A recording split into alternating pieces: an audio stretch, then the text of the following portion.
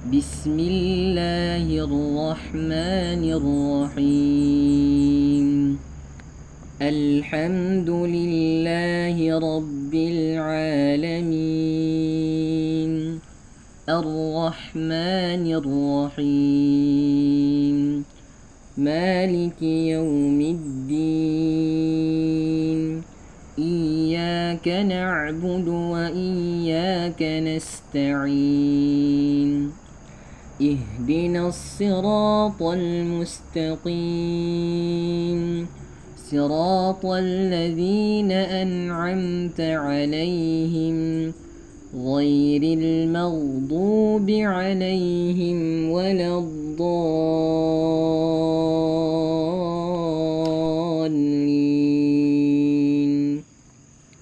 Ito, mababasa mo ito sa loob ng ilang minuto lang. Kahit na hindi ka pa marunong ng Arabic alphabet, basta makinig ka lang at intindihin mo ang paliwanag ko.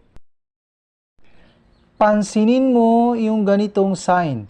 Ito ay makikita mo lang ito sa taas or sa baba ng mga letra. At kapag sa taas ng letra mo siya nakita, ay basahin mo ang letra na yun papunta sa letter A. Kapag sa baba naman ay papunta ka naman sa letter E. Ito yung halimbawa. Itong letrang ito ay nun.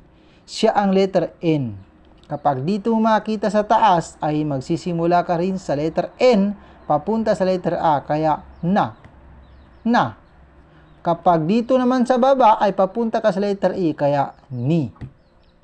Ni. Yan, ganyan. Ganyan lang. Tapos, itong letrang ito ay kaf, letter K. Kapag ganyan ay magsisimula ka rin sa letter letter K papunta sa letter A, kaya ka. Kapag sa baba naman ay papunta ka sa letter E, kaya ki. Ganyan. Tandaan mo ha. Pwede mo rin makita na ganyan ang style ng kaf na yan. Pwede. Tapos, ito ay ha. Letter H. Kapag ganyan ay ha pa rin. Kapag ganyan ay he. Tapos, pagdugtungin natin dito para mayroon tayong para makabuo ng salita. Ulitin ko ha.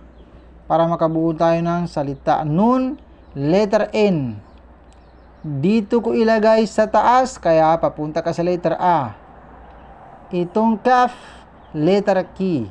Dito ko ilagay sa baba, kaya papunta ka sa letter E. Itong bakit sumobra? Itong ta, ang ta na ito siya ang letter T. Dito ko ilalagay sa taas, kaya magsisimula ka rin sa letter T, papunta sa letter A, kaya ta. Kaya pwede mo na itong mabasa na nakita. Nakita. Yan. Next, itong ganitong sign naman. Itong ganitong sign ay papunta sa letter U. Sa taas ng letra lang ito makikita. Ha? Sa taas lang. Okay. Kapag dito sa kaf, letter K na ito, kapag ganyan ay sabihin mo na ku. Ku. Kapag dito mo makita sa taas ng ta na letter T, sabihin mo na tu. Kaya ito ay kuto.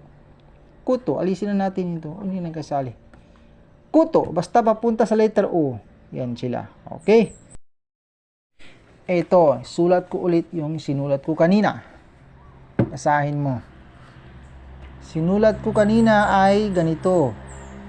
Mim. Siya ang letter M. Ilalagay ko dyan tataas, kaya magsisimula ka sa letter M, papunta sa letter A.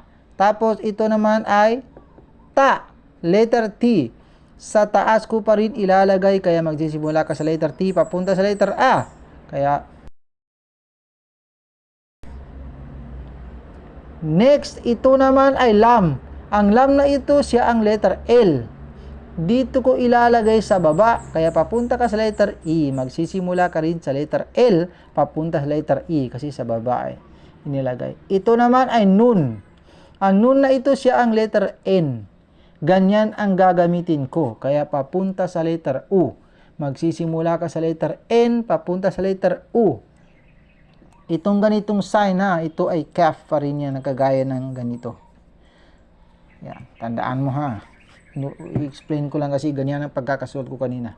Ganyan din ang gayahin ko. Ito naman ay kaf at saka mim. Mim yan, mim din yan. Kapag sa pinaka-type, iba-ibang style ng letra ang yung makikita. Kaf, siya ang letter K. Dito ko ilagay sa taas, kaya magsisimula ka sa letter K, papunta sa letter A. Kaya, alam mo na.